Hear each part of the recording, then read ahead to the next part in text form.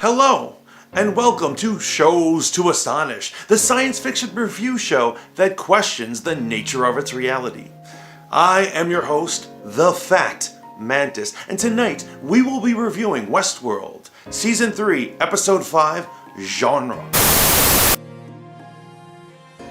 If the plot of the show did not confuse you enough, they decided to start the show off in another language. Tonight's episode started off delving deep once again into the origins of Serac, and that his villainous motivations were created when Rehoboam, the supercomputer, created an apocalypse forecast for all of humanity.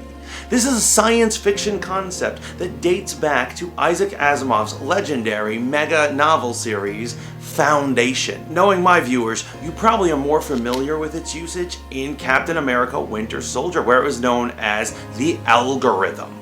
After discovering the end of humanity, Serac becomes completely obsessed with stopping it and will screw any living being in order to do so. And screw he does. Next, we have Caleb, whose episode's title, Genre, gets its name from the very drug Caleb was induced with. This creates a tripping balls episode theme carried throughout it, and its visual stylings only succeeded in one thing, reminding me of another HBO series that did it far more successfully earlier this year. That's right, I am talking about Watchmen, and in the end, I wished I was watching The Watchmen. Caleb's character apparently is suffering from Wolverineism. This is where a character's mind or mental state or memories have been messed with professionally.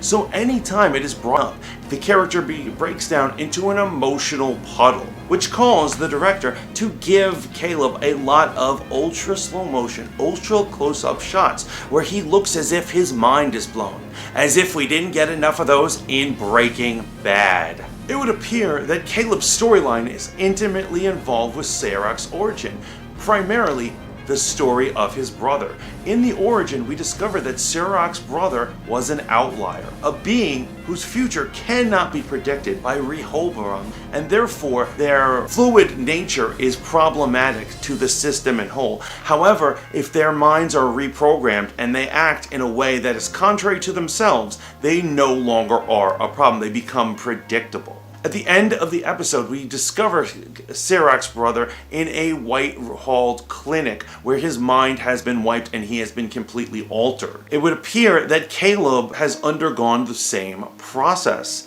As a matter of fact, according to the very short flashbacks that we saw during his flip-out moments of the episode, it would seem as if Caleb was at one point a political revolutionary, someone who's going to create upheaval across the board. He was captured and reprogrammed. He is the science fiction equivalent to a chosen one. Which brings us to Dolores Prime. Dolores Prime engaged in two problems for me this episode. The first would be when she finally pushes the button on her villainous scheme to unravel human civilization.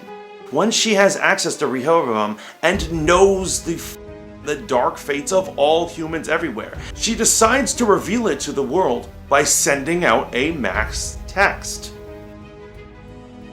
Now, I don't know about you, if I were to receive that text or possibly a group email, I would have assumed it was spam. The problem this reviewer had with that execution is that within the short 5 episodes we've had so far, they did not build to this. One could even argue that the series has been wasting time. For a season that only has 8 episodes, they have not been using their time correctly. Also, my issue is with the delivery service. Is it actually possible that there is a text or an email that would cause you, personally, to uproot your life, to leave your wife and kids, burn down your house, and go live in a gutter? I'm simply asking you because it seems very unbelievable. How do these people know that these text messages are correct or true? Why would the system hand it over to them? Wouldn't it seem like a prank or some sort of mistake before they would then just simply start unraveling? It was an attempt to create a parallel to breaking the loops in Season 1 and the chaos that ensued throughout Season 2. However, they did not give it enough time to build. Now, the second problem that I have with Dolores is, when did she transcend the need for a physical body? Just 2 or 3 episodes ago, she was lying in a hospital bed, bleeding out on the verge of death, and desperately needed Caleb's assistance. However, in this one, she takes several rounds to the gut, does not even bleed, and does not seem to need or has any limitations on the physical plane. Now, I do have one explainer for this. It is actually possible that that entire scene from episodes 1 and 2 where she is dying in the ambulance was fabricated, and she did this to lure the kind-hearted Caleb onto her side, knowing that he had to come to a damsel in distress. Nature. It is possible that she knew who Caleb was in his past life before his mind was reinstituted in that white room. However, this is sheer speculation on this host's part. Next, I want to talk about my sister, Mantis. I playfully am talking about Palm Clementif. My apologies for mispronouncing your name. She plays MCU Mantis in Guardians of the Galaxy, and when she was cast, I was overjoyed, as I believe many of us were.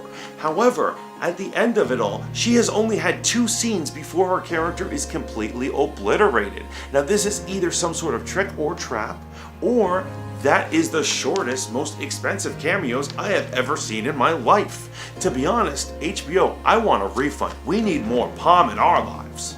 Now, of course, there are other characters in our story for this episode. However, none of them played any major ball for us.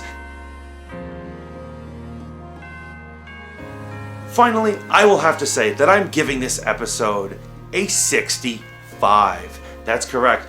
A great fall from last 2 episodes. I am hoping that this is just a small crutch as they buy time for Maeve to return next episode. What did you guys think of the episodes? What do you think of my theory about Caleb? And what other wild speculations do you have for me? Remember to tune in next week to Voice of the Fat Mantis for more reviews of Westworld, other science fiction hits, and other shenanigans. It is a joy, and as usual, ciao for now.